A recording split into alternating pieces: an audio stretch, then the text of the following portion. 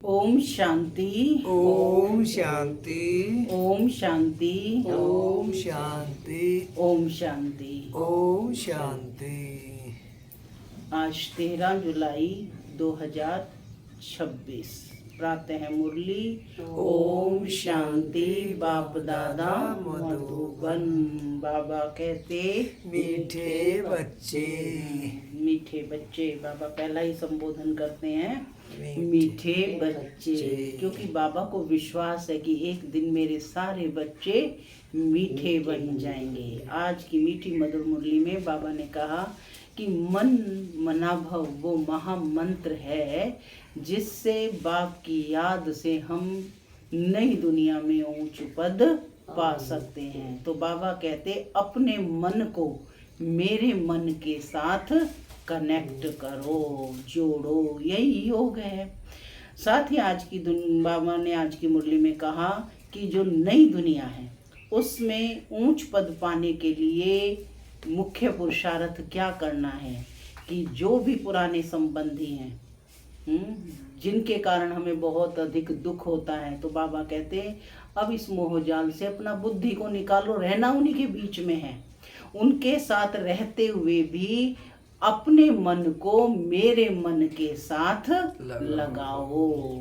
यही समस्या का समाधान है। और बाबा आए हैं, हम बाबा के पास किस लिए आए हैं? अपने जीवन को हीरे तुल्य बनाने। तो यह ऐसा जीवन, हीरे तुल्य जीवन कैसे बनेगा? एक बाप की याद से। इन्हीं सब बातों को आज की मुरली में बाबा ने स्पष्ट किया है। सुनते हैं डायरेक्ट ईश्वरीय महावाक्य। ओम शांति। बाबा कहते मीठे बच्चे, तुम बाप के पास आए हो अपनी जीवन हीरे समान बनाने। बाप की याद से ही ऐसी जीवन बनेगी।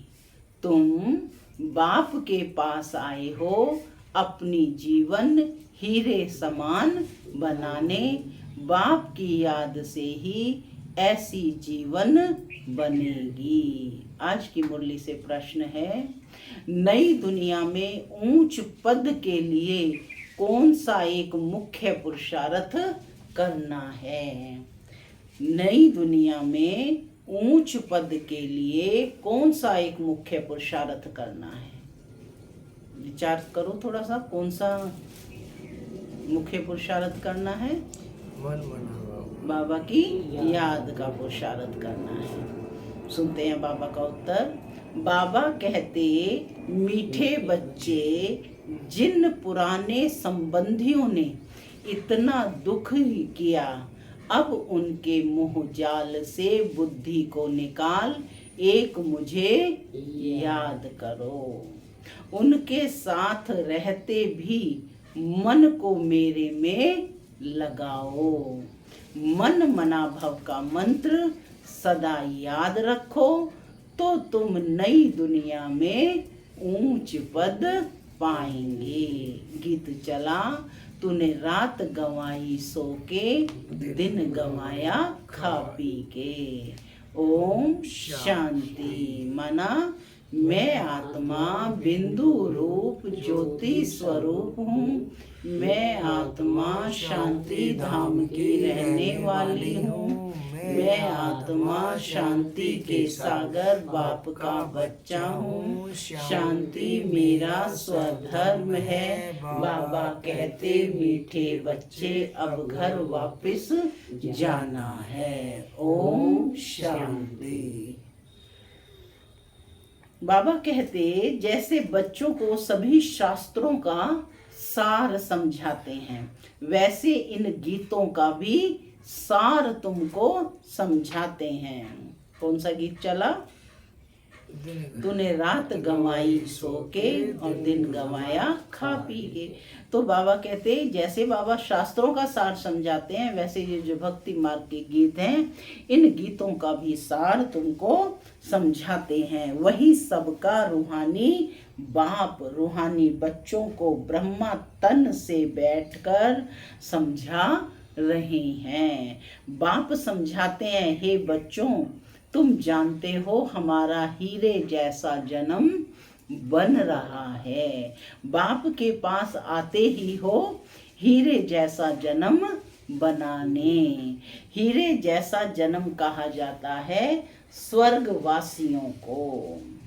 किनका जन्म कहा जाता है हीरे जैसा? स्वर्गवासियों का। कोड़ी जैसा जन्म है नरकवासियों का। तुम संगम युग को भी जान चुके हो।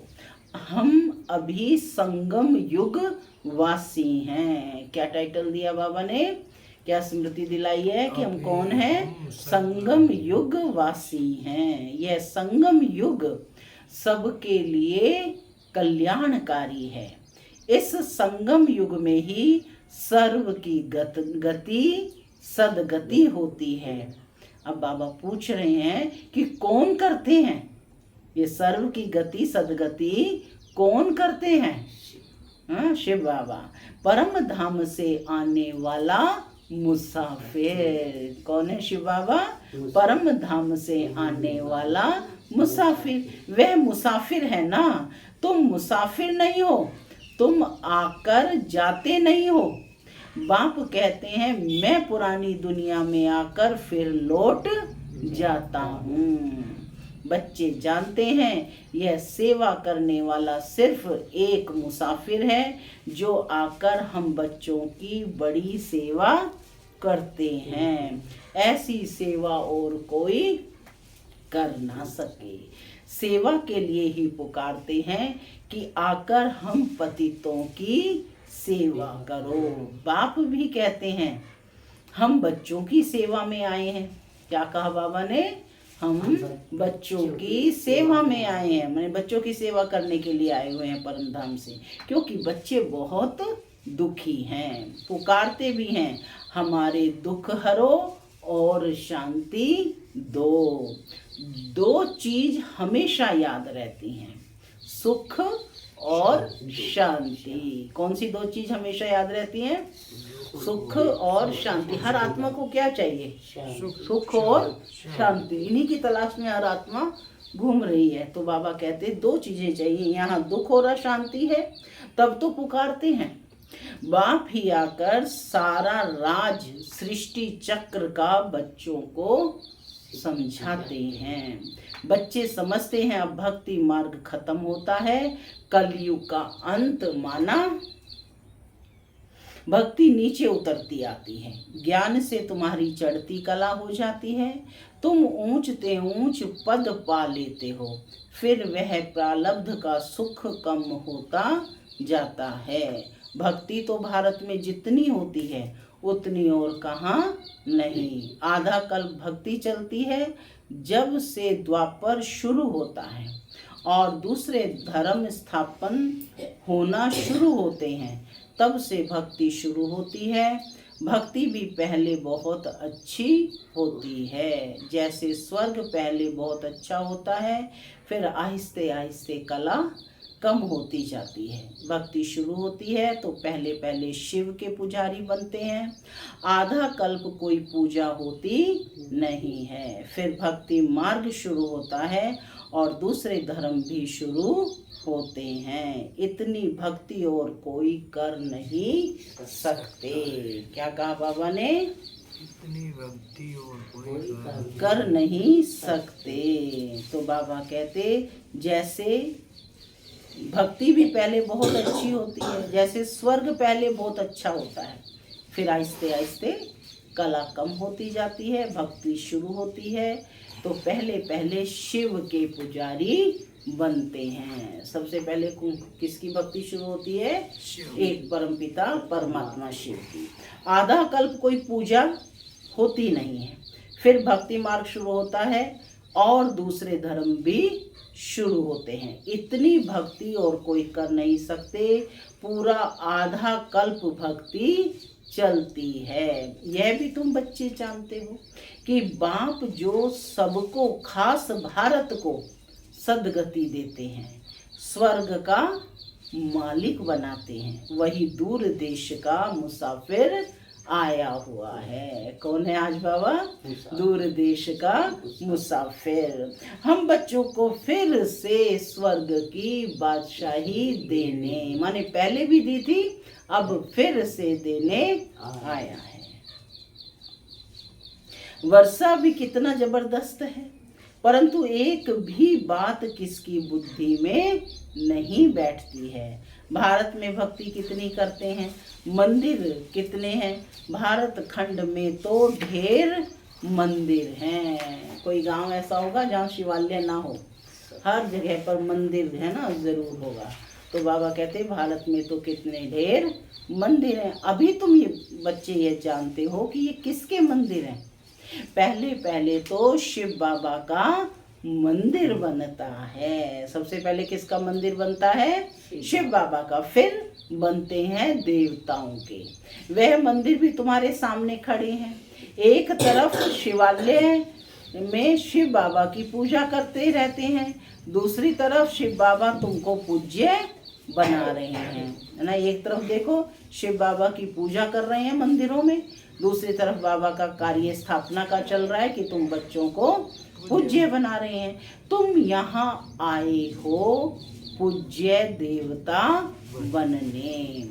जो भी देवताओं के पुजारी हैं वास्तव में वह भी आकर यहाँ ब्राह्मण बनेंगे। बाबा ने स्पष्ट किया है, जो भी देवताओं के पुजारी हैं वह वास्तव में आकर यहाँ ब्राह्मण बनेंगे। धीरे धीरे वृद्धि होती जाएगी। सभी इकट्ठे तो पढ़ ना सके, समय लगता है। कल्प पहले भी जिन्होंने पढ़ा होगा वही फिर पढ़ेंगे। एक दो को पढ़ाते रहना है।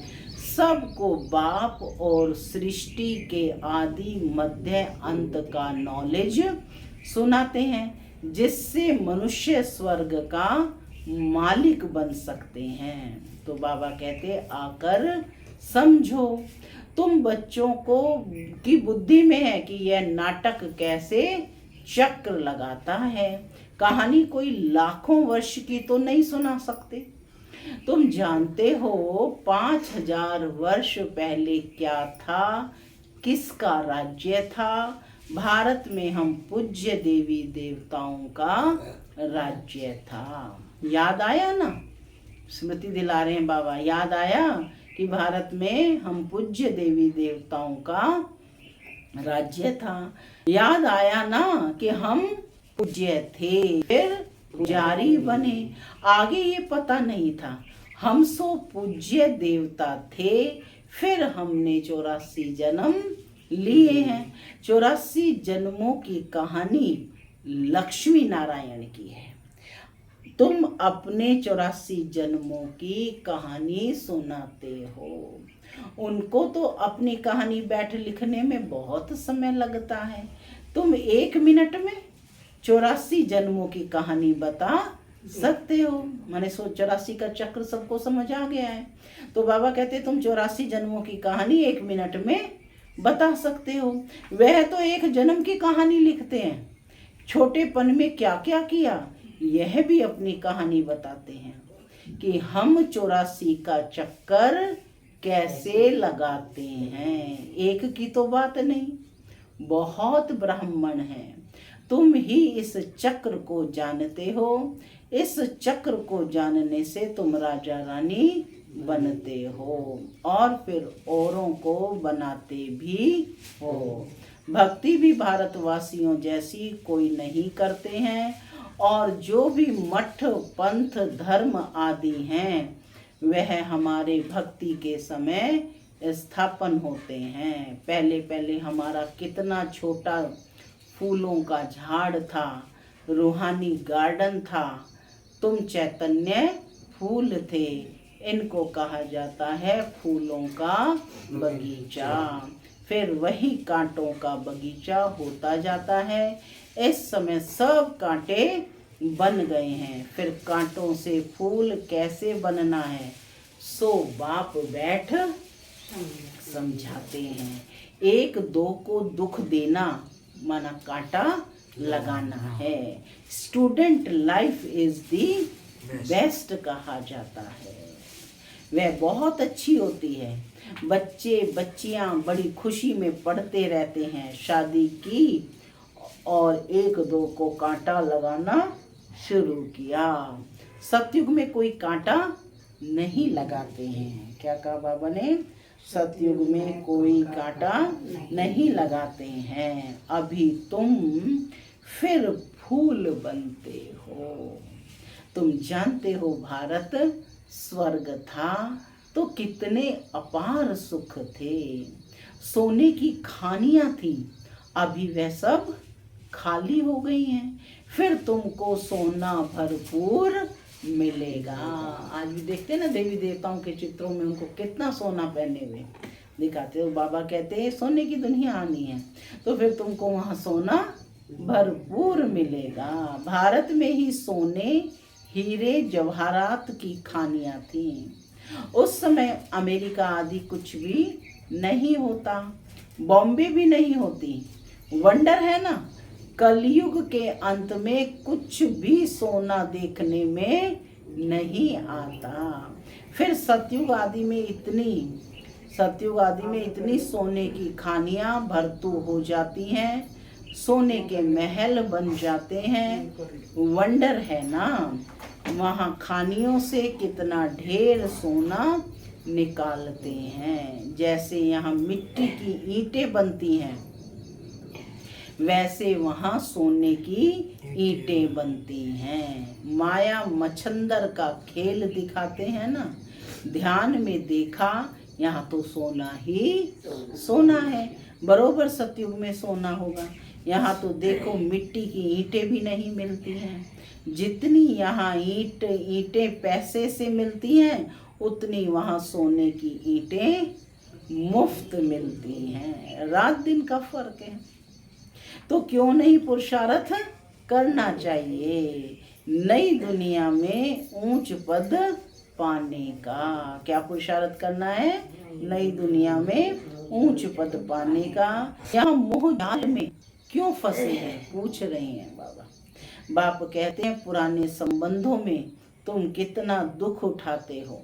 बाबा ऐसे नहीं कहते कि इनको छोड़ दो, सिर्फ बुद्धि योग एक बाप से लगाओ तो तुम विश्व के मालिक बन जाएंगे। मन मनाभव का अर्थ ही है मुझे याद करो और विष्णु चतुर्भुज को अर्थात विष्णुपुरी को याद करो। मूल है ही एक अक्षर। भक्ति मार्ग में तो ढेर पंचायत है। अभी तुम सब आत्माएं आशिक हो एक माशुक परमपिता परमात्मा के। वह तुमको सुख धाम का मालिक बनाते हैं। क्या बना रहे हो? सुख धाम का मालिक बनाते हैं। सब आत्माएं उनको याद करते हैं। तुम रूहानी आशिक रूहानी माशुक के एक ही बार बनते हो। तुम रूहानी आशिक रूहानी माशुक के एक ही बार बनते हो। बाकी तो सब मनुष्य हैं जिस्मानी आशिक माशुक। अभी बेहद के आशिकों को बेहद का माशुक आकर मिला है। उनको कहते भी हैं आओ आकर हमको पतित से पावन बनाओ। एक को ही पुकारते हैं। तुम जानते हो कि हमारी आत्मा पतित बनी है, इसलिए पुकारते हैं हे पतित पावन आओ। कुंभ का मेला लगता है, कितने जाकर गंगा स्नान करते हैं, फायदा कुछ भी नहीं, पावन कोई भी बनता नहीं है। अभी बाप आकर ज्ञान वर्षा करते हैं। क्या कर रहे हैं बाप आकर? ज्ञान की बरसात कर रहे हैं। तुम्हारे ऊपर ज्ञान की वर्षा हो रही है, जिससे फिर कांटों का जंगल फूलों का बगीचा बन जाएगा। ये दुनिया आज क्या बन गई है? कांटों का जंगल, यानी बेकारी हो गई है ना। तो फिर ये क्या बन जाएगा? फूलों का बगीचा, क्योंकि बाप आकर के क्या कर रहे हैं, ज्ञान की बरसात कर रहे हैं। तो बाबा कहते तुम जानते हो कि हमारा जब राज्य होगा तो वहाँ कोई पतित होगा ही नहीं, सारे विश्व में ज्ञान वर्षा हो जाती है, सब कुछ हरा भरा हो जाता है, खानियां भी हीरे जवाहरातों की नई बन जाती हैं। अब तुम बच्चों को कितना खुशी में रहना चाहिए। सम्मुख देखते हो बेहद का बाप बैठ समझाते हैं कि तुम मुझे याद करो तो तुम्हारे विकर्म विनाश होंगे। भले तुम कहाँ भी बैठो, स्नान करो, बुद्धि में बाप की याद रहे, वहाँ तो याद करने की फुर्सत है। बाप को जितना याद करेंगे उतना कमाई है, याद से ही कमाई है। क्या कहा बाबा ने? याद से ही कमाई। याद से ही कमाई है, तो क्या करना है फिर? कमाई में लग जाना है। ऐसा कभी सुना कि याद से कमाई होती है क्या? कितनी बड़ी कमाई है कि तुम विष्णुपुरी के मालिक बन जाएंगे। तुम जानते हो हम आत्माओं का बाप निराकार है, उसने इस शरीर का आधार लिया है। भागीरथ का भी वर्णन है ना, भाग्यशाली रथ, जिस रथ पर परम पिता की परम आत्मा सवार होती है। कैसा रथ है वो? भाग्यशाली रथ। आत्मा का रथ जब तैयार होता है तो झट आत्मा आकर प्रवेश करती है। बाप को तो इस रथ में आकर सिर्फ नॉलेज देनी है। इनके भी बहुत जन्मों के अंत के जन्म में जब वानप्रस्थ अवस्था होती है तब बाप कहते हैं मैं आकर इनमें प्रवेश करता हूँ। डायरेक्ट स्पीच है, फिर से सुनेंगे।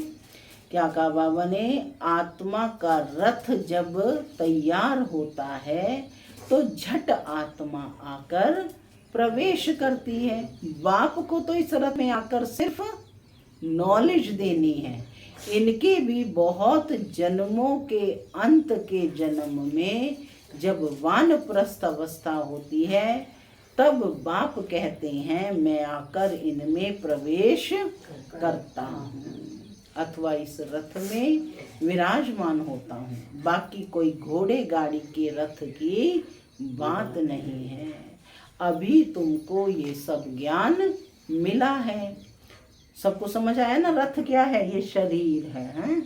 बाप बैठ सम्मुख तुम बच्चों को समझाते हैं। तुमको तो बहुत खुशी होनी चाहिए। ICS का इम्तिहान पढ़ते हैं तो बड़ा नशा रहता है, वह होता है सबसे ऊंच इम्तिहान। तुम्हारी भी यह पढ़ाई है, यह भगवान की पाठशाला है। अब प्रश्न उठता है भगवान कौन? प्रश्न क्या उठता है कि भगवान कौन? ये पाठशाला किसकी है? भगवान की है। अब भगवान कौन? क्या श्री कृष्ण या शिव बाबा? शिव बाबा। सबका भगवान कौन है? सिवाय एक निराकार के सब तो श्री कृष्ण को मानेंगे नहीं। माने हम मानेंगे लेकिन दूसरे धर्म वाले मानेंगे, लेकिन बाप तो सबका एक है, लेकिन निराकार परमात्मा को सब मानेंगे। तो बाबा भी वही बात स्पष्ट कर रहे हैं कि सिवाय एक निराकार के सब तो श्री कृष्ण को मानेंगे नहीं।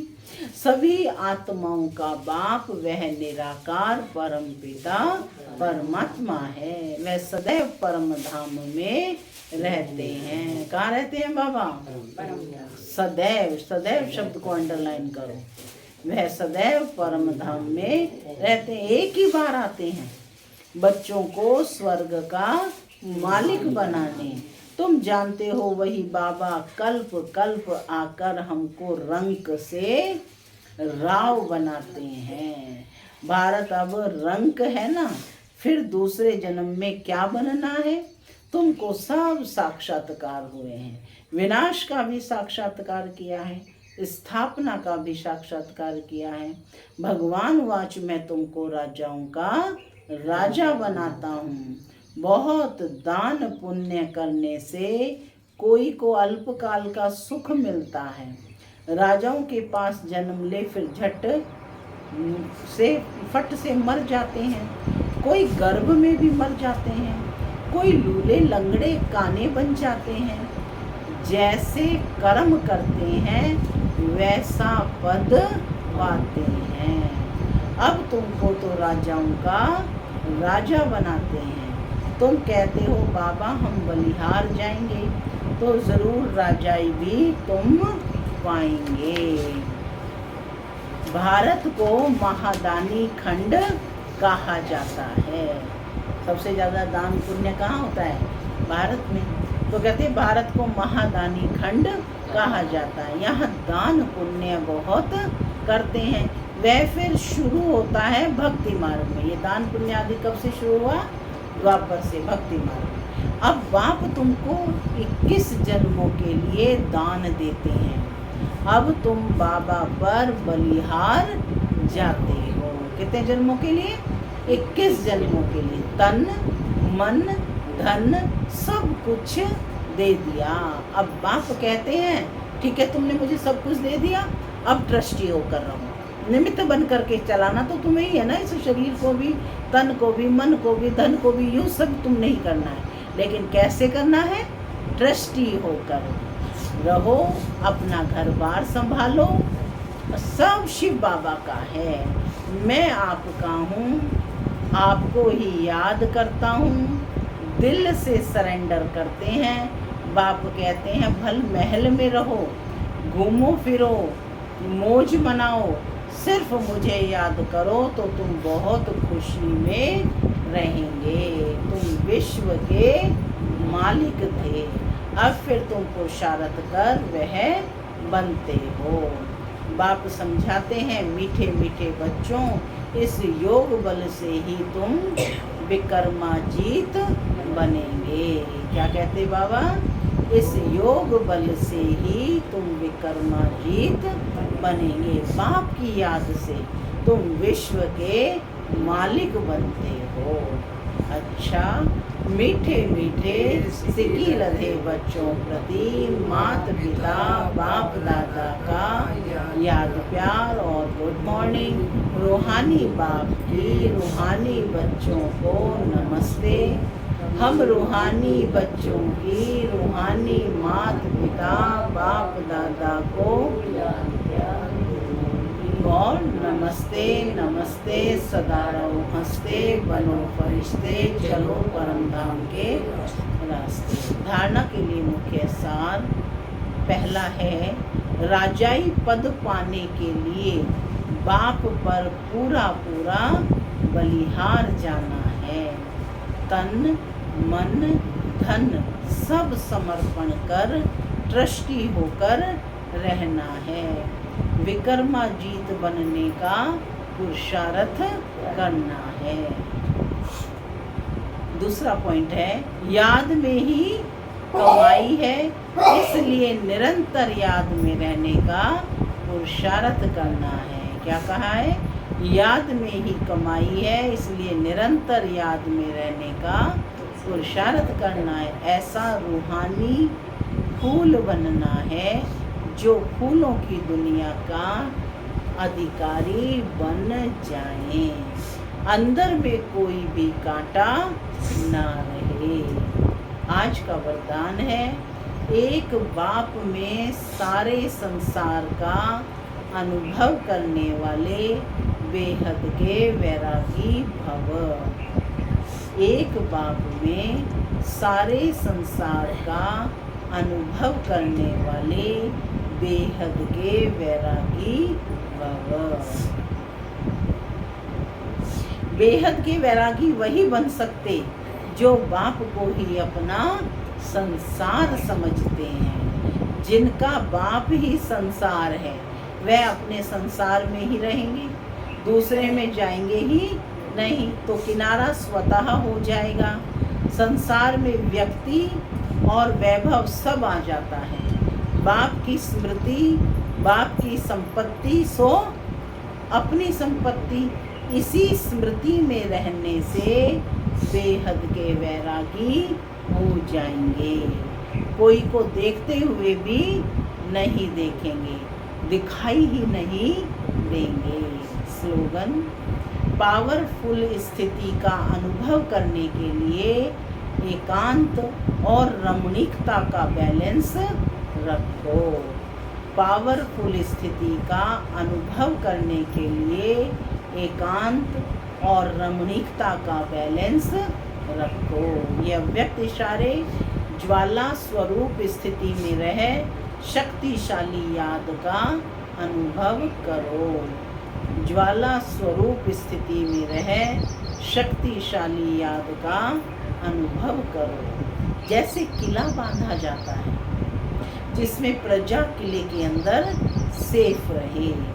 एक राजा के लिए कोठरी नहीं बनाते, किला बनाते हैं। आप सभी भी स्वयं के लिए, साथियों के लिए, अन्य आत्माओं के लिए ज्वाला रूप याद का किला बांधो। याद की शक्ति की ज्वाला हो तो हर आत्मा सेफ्टी का अनुभव करेगी।